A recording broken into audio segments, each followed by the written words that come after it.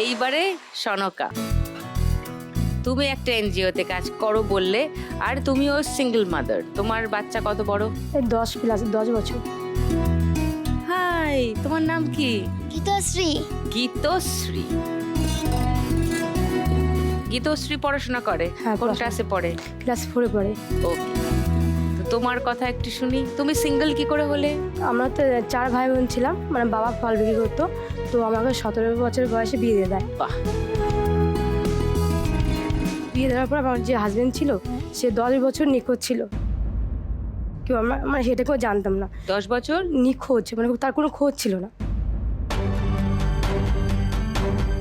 সে এতটাই ড্রিঙ্ক করতো, এতটাই নেশা করতো, মানে আমরা কেউ জানতাম না। আর ঠিক আছে, নেশা করতো, বাড়িতে জানাতাম না, নেশা করতো।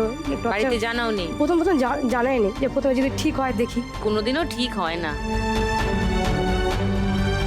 তখন তো আমি খুবই ছোট, তখন আমি ভয় পেতাম। তখন আমাদের যেহেতু গ্রাম সাইডে একদম বাড়ি আমাদের, তখন আমি মানে শহর চিনতাম না, কোথাও বেরোয়নি, ওই বাড়িটুকুই।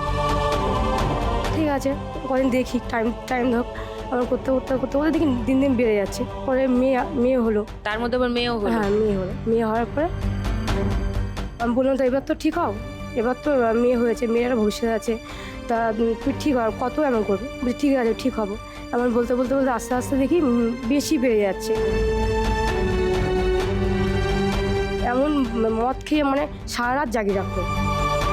মানে আমি যদি ঘুমাতাম আমাকে তুলে তুলে বসাতো, মানে নিজেকে মহান ভাবতো। আমি মদ খেয়েছি, আমি ঈশ্বরের ভগবান, মানে ওর কথা শুনতে হবে। এমন করতে করতে ওর সামনে দুবার আমি গলায় দড়ি দিয়ে, যাতে ভয় দেখা যায় থামে, দিয়ে থামছে না। পরে এমন করতে করতে খুব মানে অতিরিক্ত হয়ে গেল নেশাটা, মানে নেশাটা কিন্তু বুঝতো না। তখন আমি মেয়েকে নিয়ে চলে আসি। মেয়ে তোমার 5 বছর বয়স। বাপের বাড়ি চলে আসলাম। আসার পরে বাবা বলছে, না, মেয়েদের একবার বিয়ে হয়ে গেলে ওখানেই সংসার করতে হবে। সব বাবাদের এই ডায়লগ, নাহলে সমাজ কি বলবে, লোকে সমাজ কি বলবে, লোকে কি বলবে। তারপর সমাজ কি বলবে, লোকে কি বলবে, বলছে তুই সংসার করিস কর, নাহলে মরে যা।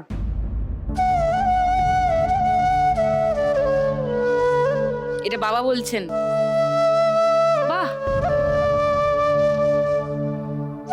তারপরে আমি সেদিন খুব কান্না করছিলাম, কান্না করতে করতে নাক দিয়ে রক্ত বেরিয়ে গেছিল। পরে ওখান থেকে মাসির বাড়ি চলে গেল কলকাতা। আমি আর ফেরত যাইনি। আসলে মাসি বলে, মাসি একটা কাজ ঠিক করে দাও, আর মেয়েকে তো মানুষ করতে হবে, পড়াশোনা করতে হবে। আর ঠিক আছে। তো মাসির ছেলে ওই এনজিওতে ক্যামেরা লাগাতো, তো সে সূত্র বলছে একটা মেয়ে লাগবে, তো তোমাকে আছে? তখন বলছে আমার একটা দিদি আছে, খুব ভালো, ও কাজ করার যোগ্য। তুমি এখনকার এনজিওতে কি করে এলে? মানে ওটা আমি যখন করতাম তোমার ডেঙ্গু আর জন্ডিস হয়। কার, তোমার? হ্যাঁ। আচ্ছা। 2 বছর আমি কাজ করি, কাজ করার পর আমার ডেঙ্গু জন্ডিস হয়, হওয়ার পর আমার কাজটা চলে যায়। ও, চলে যাওয়ার পরে আমি হচ্ছে কি কাজ চলে গেলো, মেয়েকে আমি কী করে মানুষ করবো? তখন ওই এনজিওতে, আরেকটা এনজিওতে উনি গিয়েছিল, যার সাথে আমার আলাপ, তার আমি নাম্বার নিয়েছিলাম। পরে যে কাজটা চলে যায় তাকে আমি কন্ট্যাক্ট করি, যে আমার কাজের খুব দরকার দেবে, তারপর হচ্ছে ওখানে কাজে যায়। সেই থেকে তুমি ওখানেই কাজ করছো? কতদিন হলো? এখানে হচ্ছে প্রায় 1.5 বছর, আর আগের রুমে ছিলাম 2 বছর। ওকে।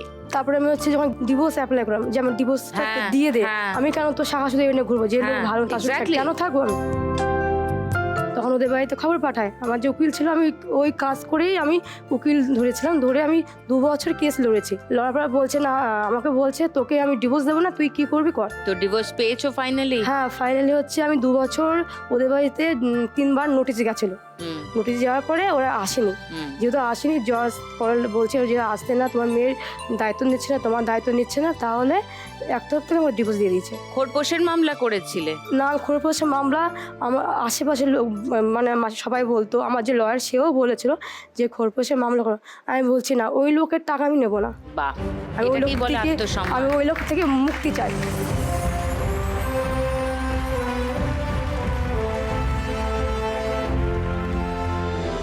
তোমার যদি লাখ টাকার লক্ষ্মী লাভ হয়, তুমি কি করবে আজকে? লাখ টাকার লক্ষ্মী লাভ হলে, যেহেতু আমার মেয়ের পিছনে কেউ নেই আমি ছাড়া, আমার মেয়ের জন্য পড়াশোনা কিছু রাখবো।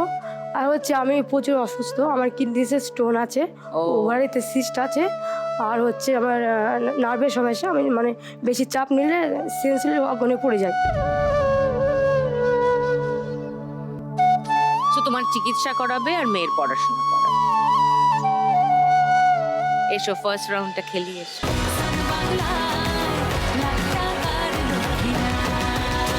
তোমার 1 মিনিট সময় শুরু এখন। যদি তোর ডাক শুনে কেউ না আসে তবে একলা চলো রে। যদি হ্যাঁ হ্যাঁ, তোলো তোলো তোলো। খুন্তিটা ওরম নিচু করে দিলে তো টাকা পড়ে যাবে, খুন্তিটা ফ্ল্যাট করে তুলতে হবে। তবে জড়ো করুন, জড়ো করুন। আগে নিচে ঢোকাও, ঢোকাও, শান্তিতে ঢুকিয়ে এক ঝটকা মারো। তুমি তো ঢোকানোর সময় ঝটকা মারছো। তবে একলা চলো রে। যদি তোর ডাক শুনে কেউ না নিচে ঢোকাও, হ্যাঁ অনেক টাকা আছে, ঢোকাও। না, ঢোকানোর সময় খুব জোর ইয়ে করছো। আসে তবে একলা আস্তে করে ঢোকাও, ঢুকে এক ঝটকা মারো। জমা করে নাও, জমা করো। হ্যাঁ জমা করো। যদি তোর ডাক অনেক টাকা আছে, তুমি আস্তে করে নিচে ঢোকাও। হ্যাঁ হচ্ছে হচ্ছে। ওই বাবারে, অনেকটা উঠছিল, উঠলো না। 500 আছে, 8টা, 4000, 5450, 10 আছে 6টা, মানে 60, মানে 5730। এইবারে সুচন্দার কাছে আসি। বাড়িতে কি আছে বলো? বাড়িতে ছেলে, বৌমা, স্বামী। ওকে, তোমার জীবনের কথা শুনি একটু। আমি প্রথম আমার 16 বছর 7 মাস বয়স থেকেই আমার বিয়ে হয়েছে। 16 বছর 7 মাসে হ্যাঁ, বিয়ে? বিয়ে হয়েছে। তারপরে মনে হয় বছর খানেক কোনে বউ বলো আর যাই বলো বাড়ির ভেতরে ছিলাম। তারপর থেকে আমার জীবনী শুরু জন মজুর দিয়ে। আমাদের জমি তো নেই, পরের জমিতে জন মজুরি করতে যাওয়া, সেখানে মেয়েদের প্রতি যে ব্যবহার, সেই ব্যবহারটা কিরকম। ছেলেরা যদি 100 টাকা পেত, আমরা পেতাম 60 টাকা। বাহ। আমার প্রথম হাজিরা দেওয়া বা জন্মজুরি খেটে পয়সা পাওয়া হচ্ছে 60 টাকা। মানে একই কাজ, একই একজন কাজ পুরুষ করছে, একজন মহিলা সে করছে। যতক্ষণ করবে আমিও ততক্ষণ করি। ছেলে পাবে 100 টাকা, তুমি পাবে 60 টাকা। 60 টাকা। ওয়াও।